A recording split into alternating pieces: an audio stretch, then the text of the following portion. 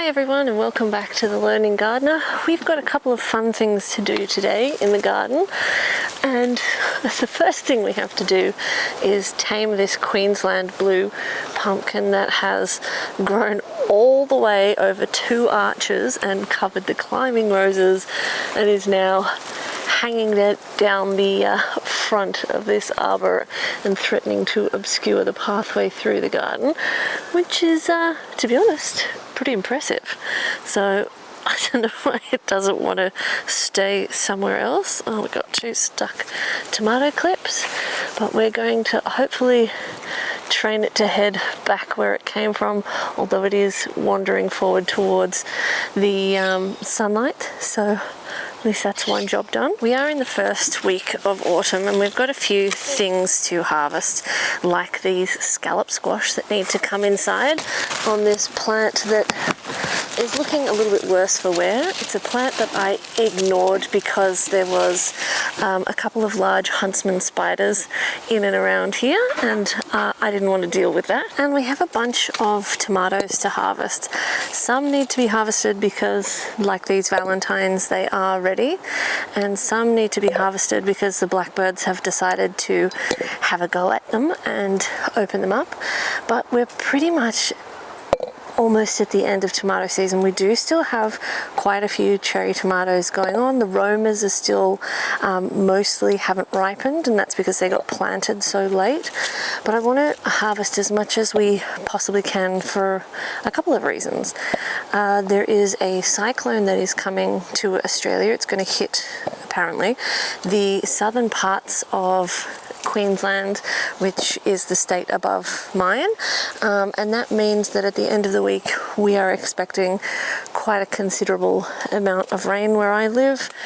Whether that actually eventuates, because we're quite a long way from the storm, that remains to be seen. But I want to get out here and deal with a couple of things before that potentially happens. Who knows if we also will get some strong wind, as we tend to here on the south coast get quite a lot of strong wind. But we just need to deal with a few things. And also, it's been the better part of a week since I was in the garden due to a combination of hideously hot weather for the grand finale of summer, and also going to Sydney and lots of horrible things happening, and me having surgery and just not feeling up to it when I got back. So there's lots of stuff for us to deal with, and I don't want to give it to the blackbirds, so we are going to come in and harvest a whole stack of stuff today. I've said a couple of times on this channel so far this season that I've really enjoyed growing these Valentine tomatoes. They are a dog in the garden bed. They are quite a nice little tomato. They are quite pest resistant. The only real pest I've seen come at them is we have these fat ladybirds that are not the good variety of ladybirds that just eat aphids. What they do is they essentially sit on the leaf and they eat all the green off the leaf and leave a skeleton behind.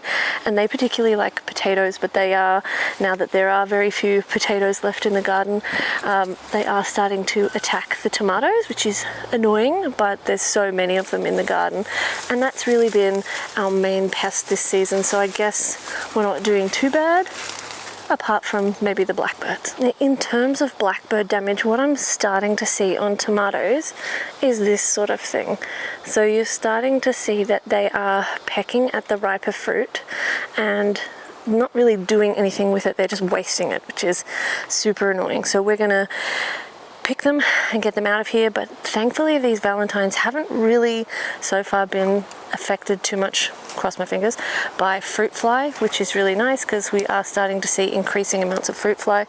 I found the fruit fly have mostly gone for the sweet peppers this season, which is interesting, and of course for the blackberries, but we've got a ton of little cherry tomatoes here that we need to pick. These tomatoes, apart from being pest and disease resistant, it seems, are actually really perfect for things like packed lunches. So I've been giving quite a lot of them to my best friend who lives 3 doors down, and she's been putting them in her kids' school lunches. So if you're looking for a cherry tomato that's really perfect for that sort of thing, to encourage healthy eating, the kids have been loving this variety. They've been quite a prolific tomato. They've really produced well for a number of weeks. I find often a lot of tomatoes really put on a lot of growth in a very short space of time and then it's all over. These have been going for weeks, and they've held up to the 40-degree temperatures and continued to produce, which is what we're looking for. So this is an awesome tomato. So here's an example of one of those pest ladybirds, and you can see the damage that it's done to the leaf, and if you let them go they will actually do that to the entire leaf and slowly kill the plant. Now we've got all the cherry tomatoes from this bed, we need to get some of the sweet yellow peppers. So these also have produced really well. Mid-season they started to get affected by fruit fly quite significantly, which was disappointing, but normal capsicums here, they just get burnt, they don't do well. The second the soil dries out they freak out and drop off their fruit, which is really annoying, but thankfully these have produced, although we have a ladybird doing some damage on this one, so we'll squish that, but at least we're getting some sweet peppers from this. Most of the sweet peppers from these plants that are scattered throughout the garden I have diced up and frozen. You do have to cut through them fairly carefully to make sure that you're not freezing fruit fly, although I guess extra protein. But yeah, there has definitely been, and I reckon there's probably some in this one, some fruit fly around. So as you can see, these sweet yellow peppers will go red if left on the plant for too long, but those ones are a bit squishy and disgusting, and we probably have a few more buried in here, but there's actually tomatoes going crazy in here that we need to get in and get, and there's a few more what are called, cucumbers. I have done a little bit of freeze drying of cucumbers. I haven't canned anything. I haven't done a lot of canning other than tomatoes this year. Just haven't felt the strong urge to do it. I haven't freeze dried as much as I wanted to because things like basil, which I love freeze drying, they've done okay, and a lot of my tomatoes I'm still waiting for them to actually ripen, even though we're now in autumn, because I planted them so late because I was in hospital.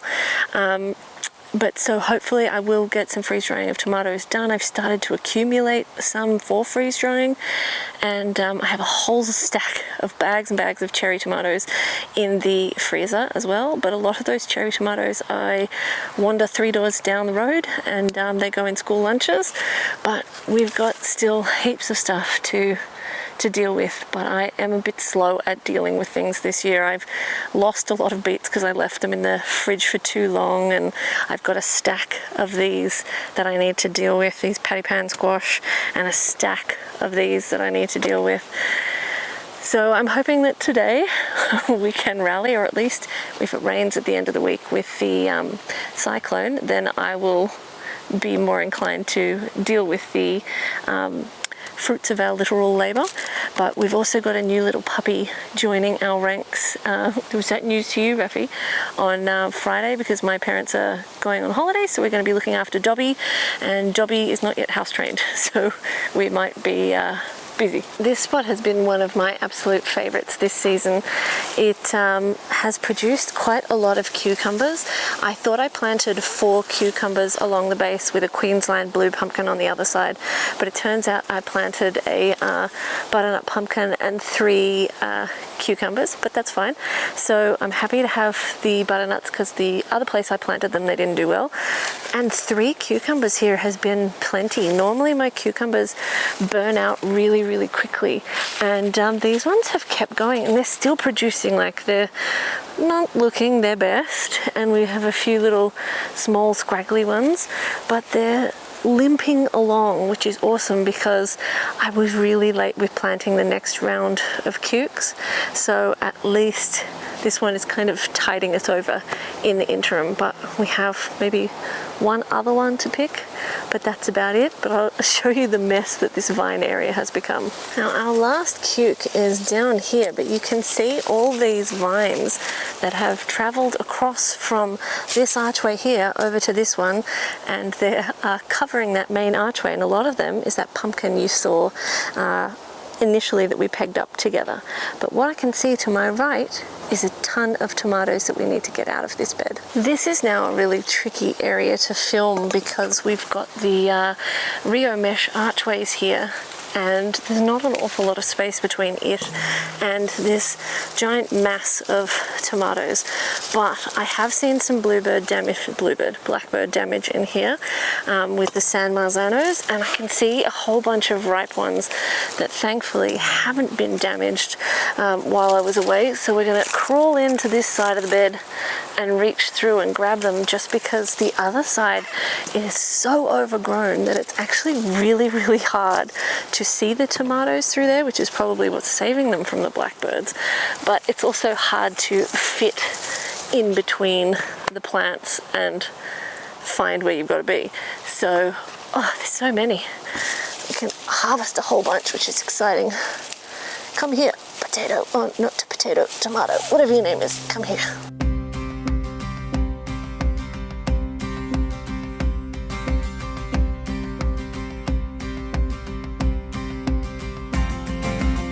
This area has been a bit of a disaster. We've got roamers, and I'm just picking the first ones, and this one's been attacked by caterpillars. But this area just hasn't worked out. Oh, that one's questionable too. This area hasn't really worked out for a number of reasons. The primary one, I think, has been that I didn't plant these tomatoes, and they weren't, when I planted them, they were small seedlings. I didn't plant them till the middle of the first month of summer, so they had a delayed start, shall we say.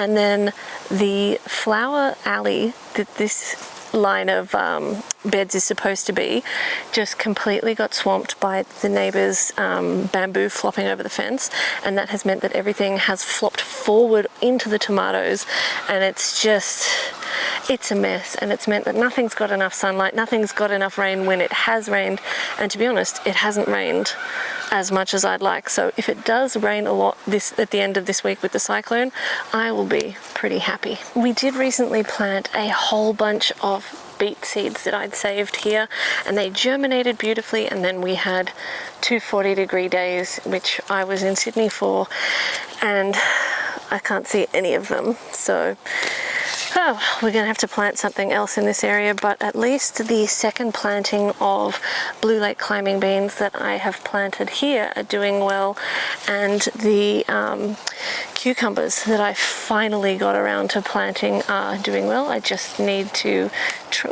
not break them, but train them up this trellis. So things are plodding along, and the second plantings of most things have turned out. Not everything. There are a whole bunch of sweet potatoes in this bed that I tried to dig up that I was deeply unsuccessful in making sure they were all there. They'd all been dug up, but what can you do? Maybe we get some sweet potatoes finally. That will be at least a nice side benefit, but at least we've got some nice fresh green beans for dinner tonight. The other thing in this bed that has done really well that we're not quite ready for harvesting is one of the fun things that I've grown. So just something for a bit of novelty value, and that's the loofahs. They are getting massive, and I'm getting really, really excited for harvesting them. But we're going to harvest today a couple of the other funner things in the garden. But first, once we get these green beans, we're going to get the potatoes that we planted in grow bags together, because I don't want volunteer potatoes eternally popping up in the garden beds, because it's annoying, and potatoes also aren't the best companion plant for everything. So it's not necessarily one that we really want showing up absolutely everywhere. And we don't have a lot of these beans because they were originally planted behind a row of lettuce that has subsequently burnt out, and the subsequent row of lettuce that I tried to plant got torched on those recent 40-degree days. And they also planted in between carrots, which were growing great guns, and that meant that most of the seeds got shaded out and they didn't germinate. So it's just the ones at the end of the rows that have germinated, which is totally fine because we've got a whole stack of beans in the freezer already for whatever we're going to do with them. We've got a series of carrots here that are very underwhelming. Despite having ages, most of them are quite small and they're not going to be all that useful. So what I'm doing is just letting them sit in the garden bed, waiting for them to produce seed flowers, and then I'm using the seed flowers in resin art creations, or I will be when I get more organized and get around to it. But it does look like maybe we've had some late germinating beans in through here. Wonder if these are actually dwarf beans and not blue late climbing. Probably would have been helpful if I'd labelled them. Too late now. One of the things we did early in summer was plant up our potatoes in bags because, yeah, they're a nightmare in the garden beds. So what we're going to do now is, as you can see, they're all kind of looking rough, and most of this is because of the ladybirds. We're going to harvest them. So these ones are red Pontiacs. So these are a type of potato that grow along the actual green stalk. So the more you can bury the stalk, the more potatoes you'll get. So I can see plenty of places where if I had been able to bury these deeper, I would have got more spuds. So that's sad because I really love the red Pontiacs, but I just didn't have a deeper grow bag available. I've just had some arrive from Temu, so hopefully they will be even deeper so that next time I grow some red Pontiacs we can get as many as humanly possible. The other ones we've got some more Nicola potatoes, and these are just potatoes from seed potatoes I bought last year that had we'd harvested and they'd started to sprout, and so, or they were green, so I put them back in here because you can't eat the green ones because they give you a tummy upset. And we don't really need that. But so I figured while this area of the garden is a mess because I've been dealing with my seedlings, we might as well make it more of a mess. And I want to harvest these before we get to any heavy rain. Great spider running out of the potatoes, just what I want. Don't come back at me, bro. We want to harvest these before the rain because I don't want them rotting and ruining my potatoes. But the nice thing is with this method, if the potatoes get any disease in them at all, I can just toss the soil, and also I don't have to spend hundreds of years digging around in the garden beds looking for all my potatoes and then inevitably leaving some teeny tiny ones behind. I did put a little bit of homegrown compost in here, so it'll be interesting to see what we get. It seems these are Nicola potatoes, not red Pontiacs. That's upsetting. So we'll harvest whatever's there. We've got these big mixing bowls on standby ready to fill hopefully with potatoes, and it might look crazy to have bowls this big when you're a one-person household, but I use these all the time. I didn't realize I would, but I do because I raw feed my dogs. So I try to batch make their meals and I chop up so many kilos of meat, and they go through there, and ew, rotten potato. So we're going to go through this right now. If the soil can be preserved, I've got some potatoes that have gone green inside, and I'm just going to toss them straight back in and let them do their thing. So we'll see. Finally, the results of the potatoes in the grow bag. Was it better than in the garden bed? Oh no, red Pontiacs. Why are some of them regulars? Strange. So how we've ended up with a mix of what looks like Nicola potatoes and red Pontiacs, I will never understand. But hopefully this gives you a bit of an idea about how the red Pontiacs form along the stem of the potato plant as opposed to coming off the actual roots. So far, a little bit of a disappointing harvest. We've got one rotten one and a couple of teeny tinies.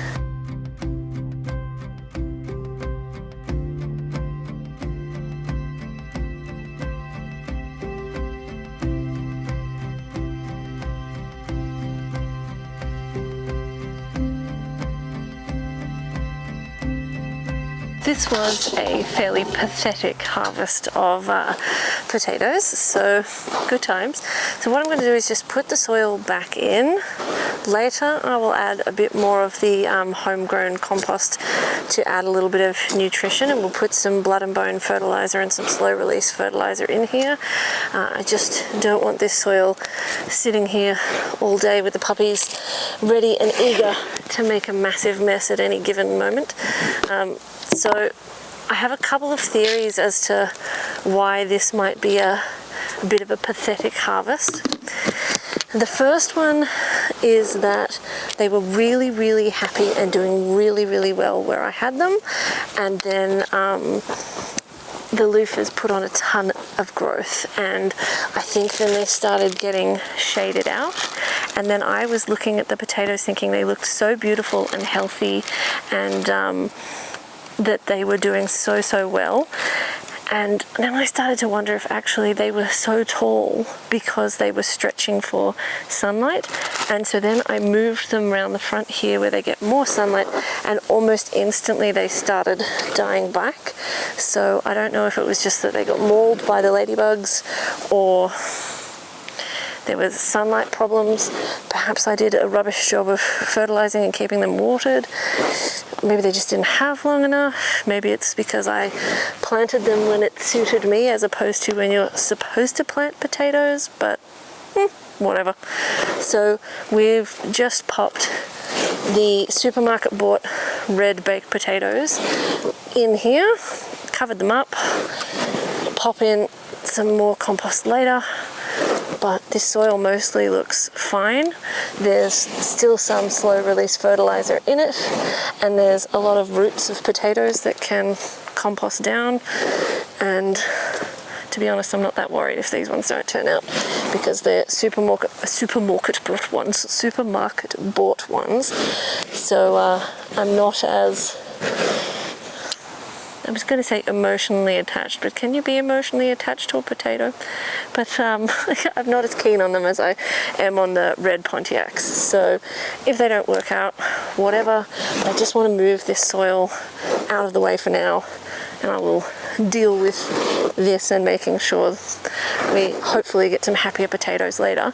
We're going to unearth the other bag of strange red Pontiacs that sometimes don't produce red potatoes in a sec and see what we get, and then we'll unearth one of the Nicola potato bags, and if they're all rubbish, then I'm just going to leave the other potatoes sit for a bit longer and see if they can maybe work on producing something of some merit. But the thing is, if the ladybirds are going to cause this much leaf damage and completely obliterate the crop, well, you've got no real choice but to harvest them right now, because they're not going to be getting any bigger while they've got no leaves. So let's see if we did any better with this bag. The soil is already more moist on this bag, and I can already see more potatoes, but oddly still some of them aren't red. So that last one was somehow even worse than the first, and I do think that maybe that's a sunlight issue, because the only potato of any decent size was actually the original seed potato that had only just started to soften. So I think maybe they had put a lot of energy into growing towards the sunlight and were only just starting to put potatoes on, and then the ladybirds decimated the leaves, which is so irritating, but that's gardening. So we'll see how we go with these ones. These are the worst of the two Nicola potato, except I can't get them out of the bag. Interesting how dry this soil is, even though I make sure that I water it all the way through.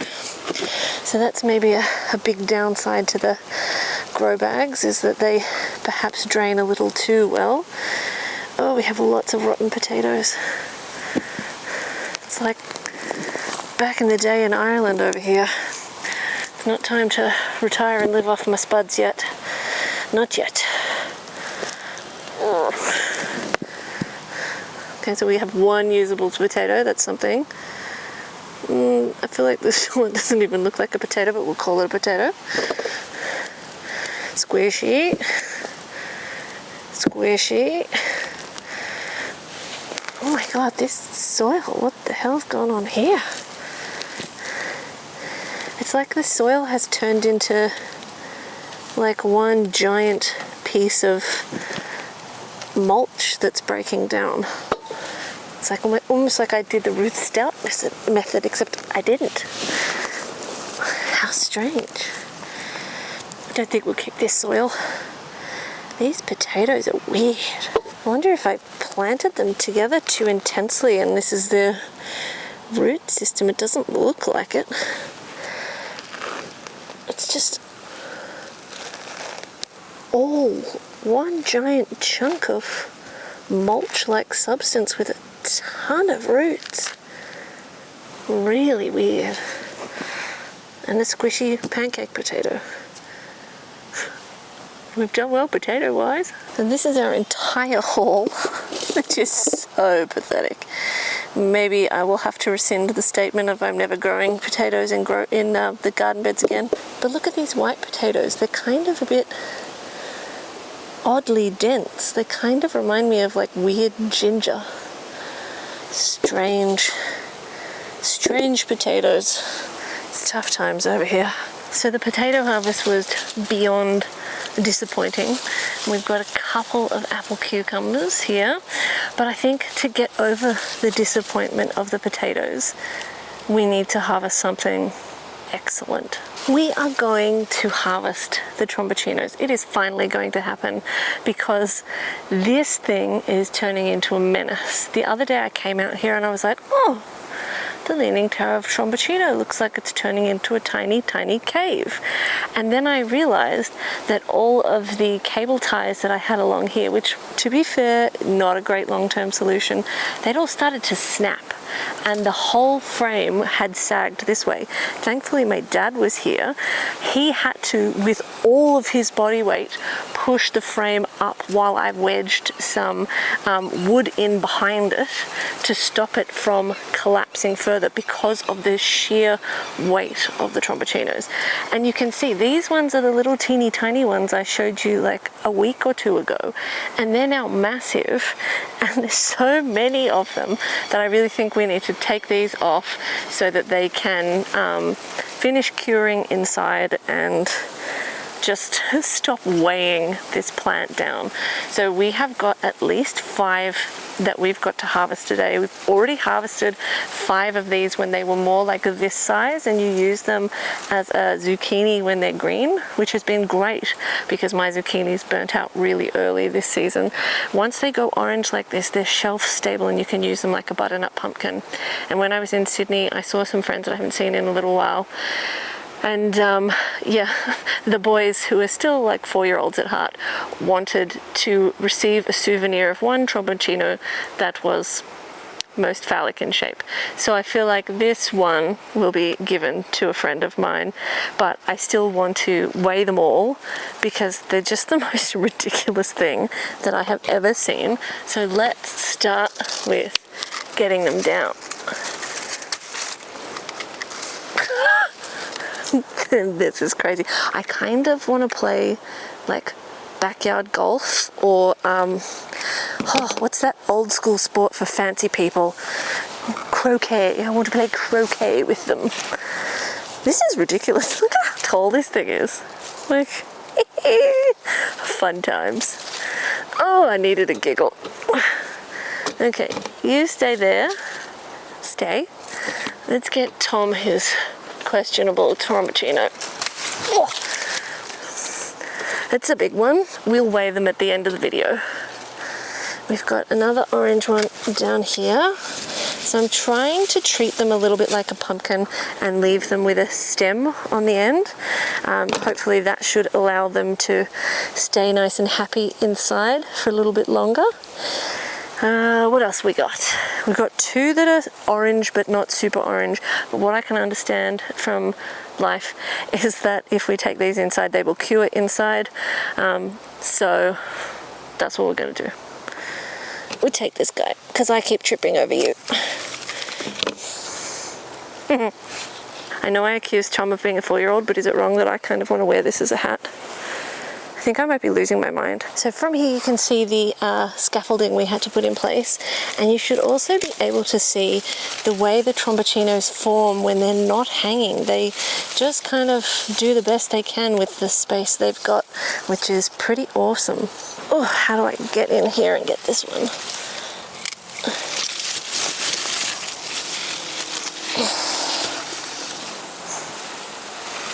So even though we've harvested pretty much all the tromboncinos that are ready, if we can wrestle this one out without damaging anything,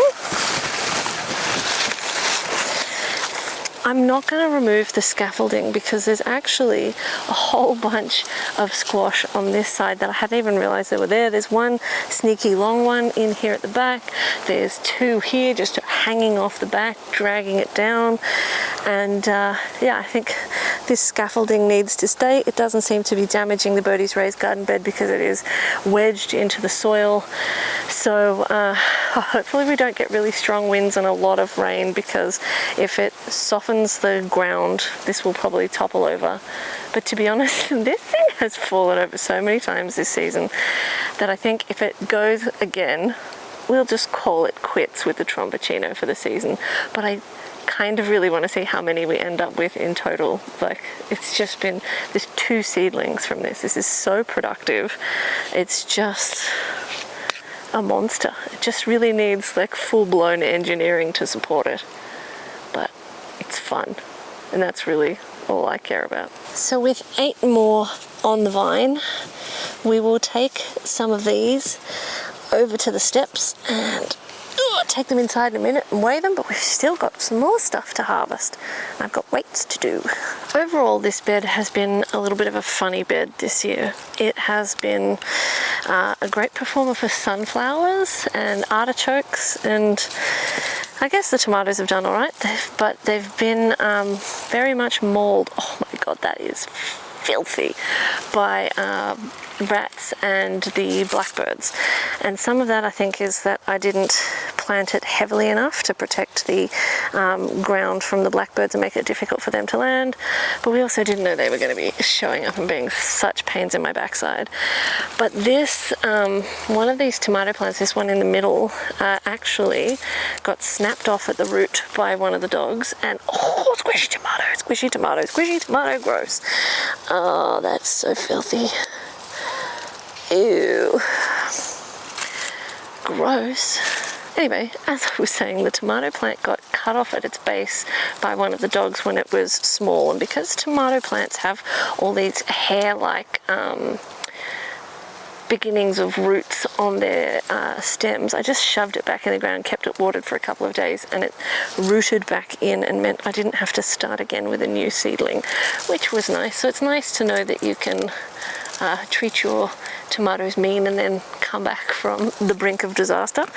But they're finally starting to produce. The only trouble is they seem to be ripening like all at one time, which is making it a little bit difficult when I have been in and out of the area. But what we've got at the back of this bed, which I'm really excited about, is mini truss Roma tomatoes, or mini Roma truss tomatoes. Mini Roma tomatoes. Now, there is no real reason for me to be particularly excited about growing these mini Romas, except that I haven't done it before. So they're just another fun, good-sized tomato. And so far, they seem to be doing well against the birds and the fruit fly. A lot of the beefsteak and mortgage lifter tomatoes are like this guy. They've seen better days and really a bit squishy, and they're not really long for this world. We do still have a couple down this end of the bed, but they really are micro versions of what they once were, and yeah, they won't be staying or coming inside with us. So at some point soon, we've got to pull out all the stuff in this bed and get it planted up. We have got a lot of beet seeds that self-scattered in here because we had a lot of beets go to seed here.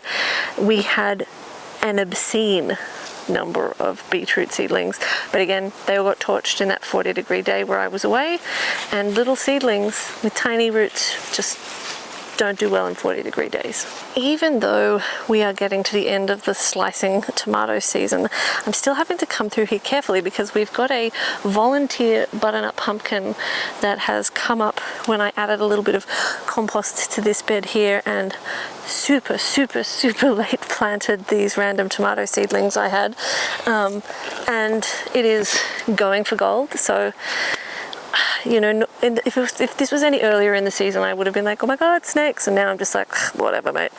So I'm just letting it go for gold, and finally starting to see some tomatoes on these. To be fair, I think I planted these like the 3rd month of summer, so I think these are only like 5 weeks old. But our poor little slicing tomatoes have started to be mauled by the blackbirds if I don't get to them straight away. So you can see this one they've had a field day with, so that'll go straight in the bin. This one is also a bit squishy, and this one has also started to ripen and has been picked off. Same with this one. So it's a bit of a sad state of affairs with the slicing tomatoes, but you know, it is what it is. Everybody's got to eat, although the blackbirds can go eat somewhere else. I'm still speak of the devil, I'm still rage researching them, but at least we've got one slicing tomato, and that was a blackbird you can just hear. But these little cherry tomatoes, and I wish I could tell you what type of cherry tomato they are, but they are the tag is somewhere buried in this mess. They have just been continuing to put on little cherry tomatoes. Are getting a little bit smaller now, but just absolutely prolific. So I'm still a long way off not having any tomatoes, which is awesome. I'm not really sure what I'm going to do with all my frozen cherry tomatoes. I thought about doing something like a tomato pie, but then I have to eat gluten-free, dairy-free, egg-free if I'm being good. And really, I do have to eat gluten-free, otherwise I do feel a bit rubbish. But gluten-free pastry, it's just gross. Like, it's very rare to even find a gluten-free bread that doesn't have some funky aftertaste. So I don't know that I want to waste a whole bunch of tomatoes on a pie that might be subpar or sub-pie. But we're still getting loads and loads of these cherry tomatoes, so we're going to get those picked. There's nothing yet to pick on these. I actually really need to do some suspending work through here. But what we have got just in here that is a little bit of a surprise is some late ripening cherry tomatoes that are a volunteer variety that we grew last year. Now, I didn't love these tomatoes, so I didn't buy them again. I had just bought these from the hardware store because I was so excited when I first moved in and set up the garden beds, and then I saw some tomatoes at the shops, and I thought, ooh, I'm going to get some. And they had produced beautifully, but they were teeny tiny little cherry tomatoes. Well, these self-seeded ones are pretty huge, and they're just kind of in the massive mess of the asparagus, and they're just doing their thing. So it's a bit hard for me to tell if they're in there and ripe unless they start going red, because all I can see is asparagus. So if you guys take a look in through here, all you'll see is green, right? But here are some green cherry tomatoes with a purple tinge, and I think they were called blackberry or blueberry tomatoes from memory. Way down in here, I can't even really get my hand in there. We've got some ripe tomatoes or ripening tomatoes. And they're like twice the size of last year's tomatoes. So I guess there's something to be said for a seed that self-seeds and grows from a seed that has been in the area for a little while. You can see some that are starting to change colour, so I'll grab them too. And you can see they've got just that little tinge of purple to them. Now, the other thing that will be hard for you to see, I think I filmed some close up already, is these stupid ladybirds. They're all over everything, and they're just damaging, come back here, the leaves. And so you just have to squish them whenever you see them, but there's been so many of them. But you can see this tomato hasn't been watered at all. I don't even know if it's coming up from the aisle or from the garden bed, but it is doing really well. A little bit below that we have the capsicum plant that survived a winter. So we will try not to break it, but inevitably break it to harvest the tiny little capsicums that we get. But I just can't get over how big these cherry tomatoes are compared to last year. It's just crazy. Ugh, capsicum, such a waste of space. Oh, there's one.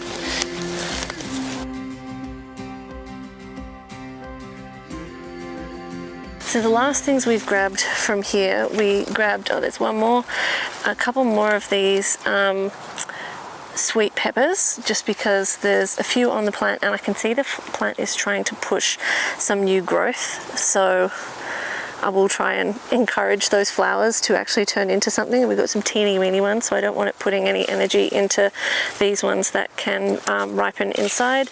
We've also grabbed a little bit of basil from here. The basil is pretty woody and pretty close to being done, even though we've still got some hot weather around the corner, as we often do in March, but it is trying to bolt and has been trying to bolt almost since I planted it. So I will get that in and get that freeze dried. We're also going to grab a little bit of rosemary to freeze dry, because I much prefer freeze dried rosemary. I like to just deal with my rosemary once, and then once it's freeze dried, because it's so dry and crispy, I can just smush it up into tiny little pieces without having to chop it and get sticky stuff all over your hands. I just don't like dealing with rosemary. I don't bother with thyme because it's like a weed in this garden, and I always have an abundance of fresh thyme, so I never need to bother wasting the energy to freeze dry it. So we'll take some of this in, grab some rosemary, and then I think we've pretty much got everything that's ready to go. We've still got obviously a ton of tromboncinos that aren't ready.